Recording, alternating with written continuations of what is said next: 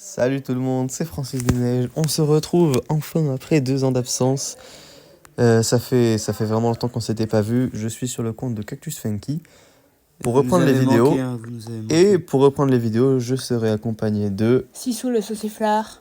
le magnifique Sissou qui m'avait hacké. Et ensuite, Francis du Soleil. l'ouverture de canettes de coca. God. Le Go Alt. Donc je suis sur un nouveau compte, celui de Cactus Funky pour l'occasion. 92 trophées, arène 1. C'est pas la vidéo d'aujourd'hui, c'est pas le sujet.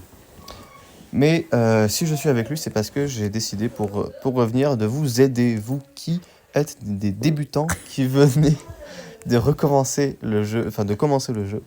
Et donc je vais faire une série comment gagner en arène, et on commence avec comment gagner en arène 1 puisque c'est la première arène. On en fera ensuite on fera l'arène 2, l'arène 3, etc. Bref, vous savez.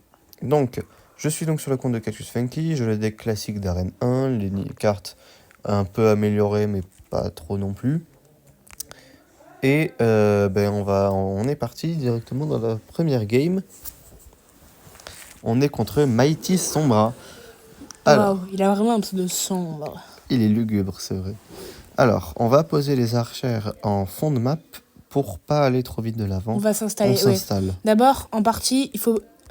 Si vous attaquez vite, c'est que vous savez ce que vous voulez faire. Sinon, si vous attaquez, là par exemple, tranquille. on va mettre un géant devant parce qu'on a parce des troupes. Parce que là, on a une idée derrière la tête. On a les troupes qu'il faut, on a l'élixir pour placer des gargouilles pour accompagner. Et là, on a un très très bon push qu'on a eu grâce au mini PK qu'on a pu défendre.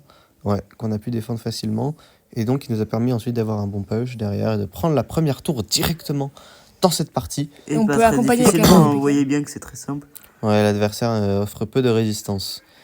Bon, il tente un chevalier de... Pourquoi j'ai fait ça, moi? J'ai mis ce clic. Mais bon, c'est pas grave, parce que de toute façon, la tour va tomber. Mais bon, voilà, vous voyez qu'il faut toujours être calme et ne pas se précipiter, ne pas envoyer ses cartes une par une. C'est-à-dire qu'en fait, soit, si vous attaquez, soit c'est votre deck, votre deck que vous jouez, donc vous savez ce que vous faites. Ou bien, soit... vous attaquez pas, soit sinon vous vous installez. Vous commencez par exemple à mettre une mousquetaire fond de terrain. Parce que si l'adversaire ne joue pas tout de suite, vous commencez à gagner de l'élixir. Et elle arrive, et une fois qu'elle arrive au pont, vous avez déjà regagné tout l'élixir que vous avez perdu en la posant. Donc c'est important, quand voilà. On n'a pas de quoi mettre, c'est important de mettre des troupes fond de terrain. Voilà, histoire de s'installer, de préparer une défense et de préparer un push.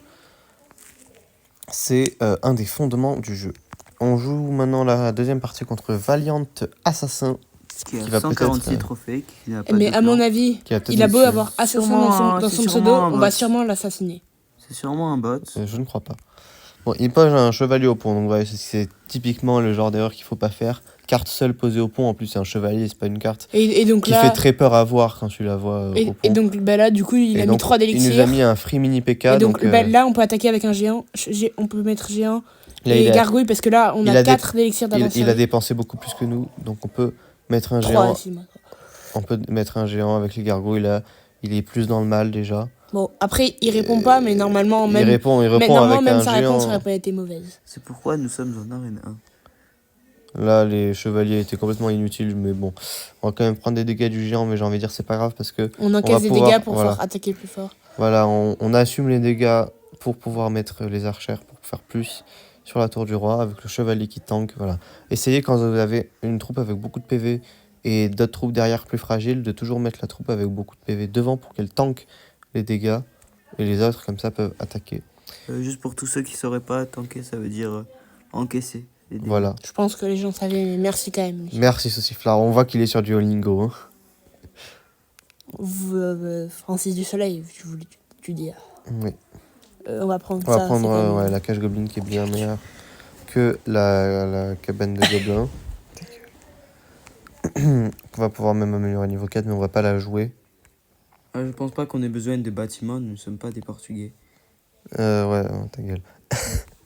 Non, je rigole. Mais non, mais les bâtiments en arène 1, c'est pas ce qu'il y a de plus utile parce qu'on peut facilement défendre les géants avec des mini PK sans trop de problèmes. En fait, en arène 1, il n'y a pas vraiment de bonnes conditions. C'est-à-dire, il y a le géant, mais les troupes qui pour accompagner le géant sont pas super.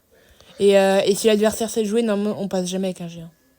Vous voyez, On va c'est la peut-être même prendre un coup. configuration que... Ah non, cette fois-ci, il a mis un coup. Ouais, on a Bah- mis un coup, il a mis un coup, mais en vrai, c'est pas très très grave. On va pouvoir mettre quand même un mini P4 devant Et là, on peut garder les et flèches. avoir une très bonne attaque. Il pose un chevalier qui va se faire directement défoncer par le mini PK.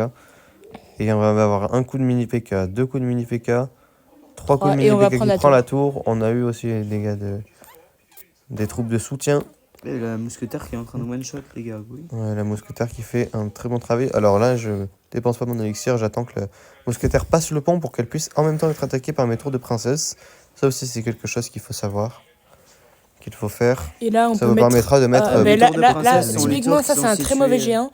Parce qu'il nous permet de nous installer et surtout Voilà. de gagner un temps sur lui. Lui, il nous donne 5 élixirs, mais plus que ça, en fait, parce qu'il nous permet de poser des troupes et de regagner un peu d'élixirs. Et donc là, on peut accompagner On va avec un même mini pouvoir PK. mettre un mini PK Et devant là, ça va être pour, vraiment compliqué pour lui. pour encaisser les dégâts. Et là, vu qu'il a posé un géant, il aura Déjà, plus beaucoup il faut d'élixir. jamais mettre une troupe seule si elle sait vraiment qu'elle va se faire tuer. Donc on va mettre un Et surtout, chevalier. si elle a aucune rentabilité, ça sert vraiment à rien de la mettre. Voilà. Alors il a quand même pu défendre avec un chevalier.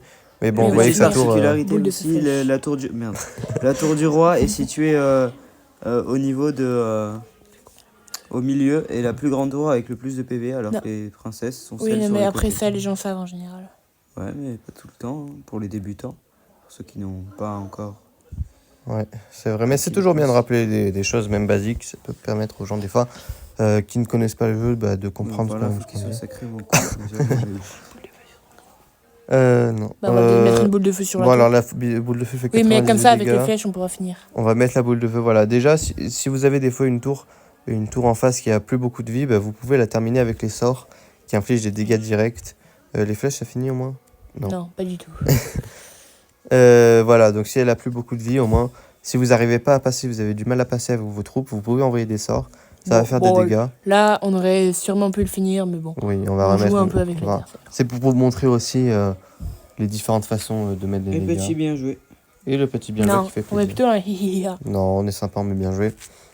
Et on met un devant Voilà. en héros. Quoi? Ah. Le mec qui pleure. Et donc voilà.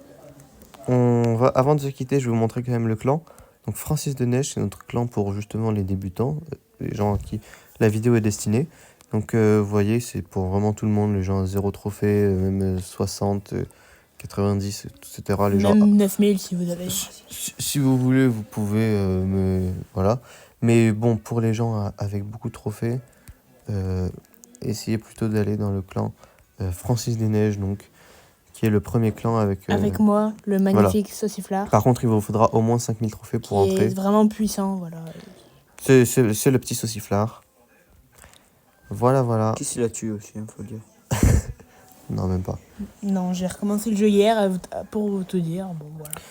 Bon, et ben en On va vous attendant la souhaiter prochaine une vidéo, on vous bonne souhaite une journée. très très bonne journée, très bonne soirée, bonne nuit, ça dépend. Bon caca si vous regardez ça aux toilettes. Bref, c'était Francis des Neiges accompagné de Sissou Sauciflard et de Phrase du Soleil. Salam alaikum. Salut tout le monde. Au revoir.